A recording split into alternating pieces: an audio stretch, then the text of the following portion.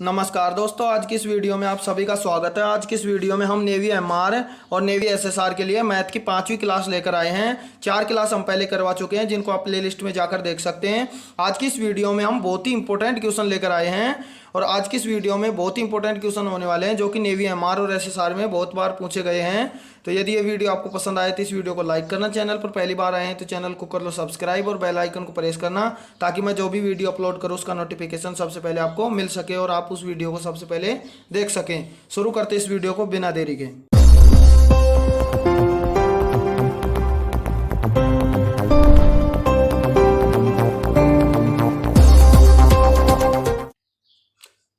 आज की इस वीडियो का हमारा फर्स्ट क्वेश्चन है, बहुत ही इंपॉर्टेंट क्वेश्चन है। एक क्रिकेट खिलाड़ी की 20 पारियों के रनों का औसत 64 था, तो खिलाड़ी की अगली पारी के कितने रन बनाएगी कि उनके रनों का औसत 8 अधिक हो जाए। यानी कि इस क्वेश्चन को ध्यानपूर्वक समझना है। इस क्वेश्चन में बोला जा रहा है कि एक क्रिकेट खिलाड़ी की 20 पारियों के रनों का औसत 64 था, तो वो अगली पारी में कितने रन बनाएगी कि उन रनों का औसत 8 अधिक हो जाए। तो इस क्वेश्चन को किस तरह से करेंगे, सबसे पहले हमें इस क्वेश्चन को ध्यान से पढ़ना है और उसको किस तरह से करेंगे। सबसे पहले हमें यहाँ पर दे रखा है कि 20 पारियों के रनों का औसत 64 है, तो सबसे पहले वो लिखेंगे 20 पारियों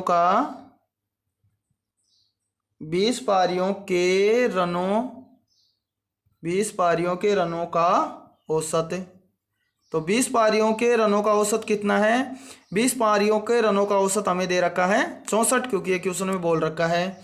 उसके बाद में हमें निकालना है कि 20 पारियों के रनों का औसत योग। तो औसत योग किस तरह से लिखेंगे हम? 20 पारियों के रनों का औसत योग। तो 20 पारियों के रनों का औसत योग किस तरह से निकालेंगे? सबसे पहले पारियां कितनी हैं? तो पारियां हैं हमारे पास 20 इंटू, यानी कि वो बोल रहा है कि कितना औसत है, यानी कि 20 पारियों में रनों का औसत है 64। तो 20 पारियों के रनों का औसत योग होगा 20 इंटू 64। अब इसको यहाँ से कर लेते हैं गुणा करने के बाद में यहाँ पर हमारे पास आएगा 20 पारियों के रनों का औसत योग। इनको हम 20 इंटू 64 करेंगे तो हमारे पास आ जाएगा 1280। यहाँ पर लिख देते हैं 1280।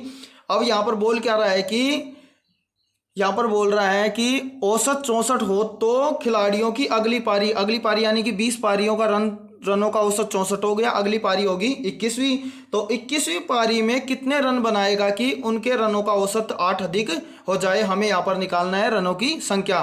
तो हमें निकालना है 21वीं पारी के रनों की संख्या। तो आगे देखते हैं, चाहे तो अभी यहाँ तक आप इसको नोट कर सकते हैं। आगे देखते हैं। इतना करने के बाद में हमें निकालना है कि 21वीं पारी में बनाए गए रनों की संख्या क्या होगी। तो यहाँ पर मान लेते हैं हम 21वीं पारी में बनाए गए रन। तो 21वीं पारी में बनाए गए रन मान लेते हैं हम x। 21वीं पारी में मान लेते हैं हम x। तो अब निकालते हैं किस तरह से, यानी कि इस क्वेश्चन में पूछ रहा है कि 21वीं पारी में या अगली पारी में कितने रन बनाएगा कि उन रनों का औसत 8 अधिक हो जाए। तो सबसे पहले हमें यहाँ पर कितना निकला था हमारे पास, यानी कि पारियों के रनों का औसत योग कितना आया था? 1280। तो सबसे पहले हम यहाँ पर लिखेंगे 1280 प्लस में हमें निकालना क्या है? 21वीं पारी के रनों की संख्या। तो यहाँ पर हमने माना है x, तो यहाँ पर लिख देंगे x बटे में लगाएंगे। हमारे पास पारियां कितनी हैं? कंप्लीट पारियां हैं हमारे पास 21। अब बराबर में हमें दे रखा क्या है? कुल दे रखा है हमें कि यहाँ पर दे रखा है कि औसत 64 था, तो अगली पारी में बनाए गए रनों का औसत 8 अधिक होगा। तो पहले 20 पारियों का औसत हमारे पास था 64, तो 64 प्लस, यानी कि अगले रन बनाएगा तो उनका औसत होगा 8। तो यहाँ पर उसको भी लिख लेंगे 8। अब इसको यहाँ से करते हैं सोल्व। अब हमारे पास आ गया क्या? हमारे पास है 1280 प्लस x बटे 21 बराबर 64 प्लस 8। अब इसको यहाँ से करेंगे हम सोल्व करेंगे तो सबसे पहले ये भाग में जो संख्या होती है उसको इस तरफ लाएंगे तो हो जाएगी गुणा में। तो हम इसको लिख देते हैं 1280 प्लस x बराबर 64 प्लस 8 कितना हो जाएगा? 64 प्लस 8 हो जाएगा 72। और इस 21 को उस तरफ लेकर जाएंगे तो ये हो जाएगा, भाग में है तो इस तरफ आएगा तो हो जाएगा गुणा में 21। अब हमारे पास आ गया क्या, हमारे पास आ गया 1280 प्लस एक्स बराबर 72 इंटू 21। इसको करते हैं यहाँ से सोल्व। हमारे पास आ गया 1280 प्लस एक्स बराबर 72 इंटू 21।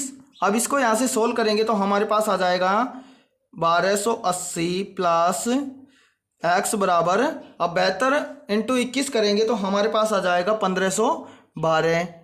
अब हमारे पास जो संख्या इस तरफ प्लस में होती है उसको इस तरफ लेकर आएंगे तो वो हो जाएगी माइनस की, और यदि इस तरफ माइनस की संख्या हो और इस तरफ लेकर जाएंगे तो वो हो जाएगी प्लस की। तो अब ये इस तरफ हमारे पास 1280 प्लस के हैं, इनको इस तरफ लेकर जाएंगे तो हो जाएंगे माइनस के। हमारे पास आएगा x बराबर यहाँ पर कितना है 1512 माइनस 1280। अब x बराबर हमारे पास आ गया 1512 माइनस 1280। अब इसको यहाँ से सोल्व करेंगे तो हमारे पास आ जाएगा x बराबर, अब 1512 में से 1280 को हम घटाएंगे तो हमारे पास आ जाएगा 232। अब ये 232 हमें किस ऑप्शन में दिख रहा है, ये दिख रहा है हमें ऑप्शन ए में, तो ऑप्शन हम टिक कर देंगे ऑप्शन ए।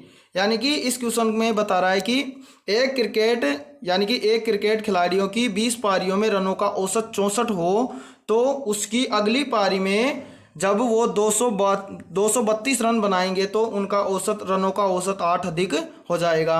फिर भी इस क्वेश्चन में कोई भी डाउट हो तो आप क्वेश्चन को कमेंट बॉक्स में ज़रूर पूछ सकते हैं और इस क्वेश्चन को नोट करें और कॉपी में एक बार इसको सोल्व जरूर करें अपने हाथ से। नेक्स्ट क्वेश्चन देख लेते हैं। नेक्स्ट क्वेश्चन है, बहुत ही इंपॉर्टेंट क्वेश्चन है ये भी। क्वेश्चन है, एक संख्या का 35% 63 है तो वह संख्या क्या है। यानी कि कोई संख्या है और उस संख्या का 35% 63 हो तो वह संख्या ज्ञात कीजिए। यानी कि कोई संख्या है, वो संख्या मान लेते हैं हम x, और उस संख्या का 35% हमें दिया हुआ है, यानी कि का मतलब होता है गुणा। 35% हमें दिया हुआ है तो 35%, और बोल रहा है कि 35% 63 है, तो यानी कि बराबर में 63 है, और वह संख्या ज्ञात कीजिए। वह संख्या है यहाँ पर मान लिया हमने x, तो यहाँ पर हमें निकालना है x। इस क्वेश्चन को किस तरह से करेंगे, सबसे पहले हमें इसको सोल्व करेंगे तो x इंटू 35, और प्रतिशत यहाँ से हटाएंगे तो प्रतिशत को हटाएंगे तो इसके बटे में लग जाएगा 100, और बराबर में हमें दे रखा है 63। अब इसको यहाँ से काटेंगे तो 100 को, और इस 35 को काटेंगे तो ये यहाँ से कटेगा, 5 से काटेंगे तो 7 पंजू 35, ये कट जाएगा 7 बार, और इसको काटेंगे तो ये कटेगा 20 पंजू 100। तो इसको यहाँ से इतना काटने के बाद में, यानी कि 7 को, वो 35 को 5 से काटने पर 7 पर कट गया तो लिख दिया ऊपर 7, और 100 को हम 20 पर 5 से काटेंगे तो नीचे आ जाएगा 20। अब इसको यहाँ से और काट देते हैं, 7 एकम 7 और 9 7 63, तो यहाँ पर आ जाएगा 9। अब हमारे पास बच गया क्या, यहाँ पर बच गया x, यहाँ पर बच गया 20 और यहाँ पर बच गया 9। तो इसको हम यहाँ पर लिखेंगे तो यहाँ पर है x बटे में है कितना 20, तो यहाँ पर लिख देंगे 20 और बराबर में है 9। इतना करने के बाद में अब ये बटे में जो 20 है उसको इस तरफ लेकर आएंगे तो हमारे पास आ जाएगा x बराबर 9 इंटू 20। अब x को यहाँ से निकालेंगे तो 9 इंटू 20 यहाँ से करेंगे तो हमारे पास करेंगे 9 दूनी 18, और 0 का ऐसे कैसे उतार देंगे तो हमारे पास x बराबर आ जाएगा 180। अब 180 हमें किस ऑप्शन में दिख रहा है, ये दिख रहा है ऑप्शन ए में, तो option A is right answer. यानी कि कोई संख्या है, मान लेते हैं कि माना x संख्या है और उस संख्या का 35% 63 हो तो वह संख्या क्या होगी, वह संख्या है 180। Right answer option A. Next question है, किसी वस्तु को 150 रुपये में बेचने पर 25% की हानि हो तो वस्तु का क्रय मूल्य ज्ञात कीजिए। यानी कि इस क्वेश्चन में हमें बेचा गया मूल्य भी दिया गया है और 25% की हानि हुई है वो भी बोल रहा है, और यहाँ पर हमें निकालना है क्रय मूल्य, यानी कि वो वस्तु हमने कितने में खरीदी थी। तो यहाँ पर हमें दिया हुआ है वो लिख लेते हैं। दिया हुआ है हमें सबसे पहले यहाँ पर दिया हुआ है विक्रय मूल्य, तो इसको लिख लेते हैं यहाँ पर विक्रय मूल्य। तो विक्रय मूल्य हमें दिया हुआ है 150 रुपये, और यहाँ पर पूछ क्या रहा है क्रय मूल्य, तो क्रय मूल्य हमें ज्ञात करना है, यानी कि खरीदा गया वस्तु का क्रय मूल्य है। तो क्रय मूल्य मान लेते हैं हम x, यानी कि कोई वस्तु हमने x रुपये में खरीदी थी और उस वस्तु को हमने 150 रुपये में खरीदा, तो हमें 25% की हानि हुई है, तो वस्तु का क्रय मूल्य ज्ञात कीजिए। तो क्रय मूल्य किस तरह से ज्ञात करेंगे, सबसे पहले ये नोट कर लो, उसके बाद में आगे करते हैं इसको। हमें निकालना है क्रय मूल्य। क्रय मूल्य माना था हमने x, तो x इंटू हमारे पास हानि कितने की हुई है 25%, तो 100 में से हम 25 को निकालेंगे तो हमारे पास 75 बच जाएगा, या फिर हम इसको इस तरह भी निकाल सकते हैं 100 माइनस 25। अब प्रतिशत हमें दिया हुआ है तो प्रतिशत को यहाँ से हटाएंगे तो बटे में हो जाएगा 100। और हमें दे रखा क्या है यहाँ पर बराबर में कि वो वस्तु हमने बेची कितने में है 150 रुपये में, तो यहाँ पर लिख देंगे हम 150।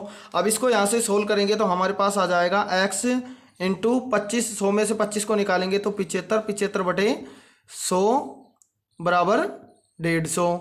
तो इतना कर लेते हैं, इतना उतार लो, इसके बाद में इससे आगे करते हैं। इतना करने के बाद में हमारे पास आ जाएगा x इंटू 75 बटे 100 बराबर 150। अब इसको यहाँ से कर देते हैं सोल्व। सबसे पहले इसको काट देंगे 25 से 75 को, तो 25 थी 75, ये कट जाएगा 3 बार, और 100 को काटेंगे तो ये कट जाएगा 25 चौक 100 4 बार। तो हमारे पास बच जाएगा x बराबर, या फिर x इंटू 3 बटे 4 बराबर 150। अब इस 3 से हम इस 150 को भी काट देंगे तो 5 थी 15, तो ये 5 बार कट जाएगा, 0 को ऐसे कैसे उतार देंगे, और ये बच जाएगा x बटे 4 बराबर 50। तो इस 4 को उस तरफ ले जाएंगे तो ये चला जाएगा गुणा में, तो हमारे पास आ जाएगा x बराबर 50 इंटू 4। अब हमारे पास इसको सोल्व करेंगे तो 50 को 4 से गुणा करेंगे तो हमारे पास आ जाएगा 200, यानी कि x बराबर 200। अब ये 200 हमें किस ऑप्शन में दिख रहा है, ये दिख रहा है ऑप्शन सी में, तो सी हमारा राइट आंसर हो जाएगा।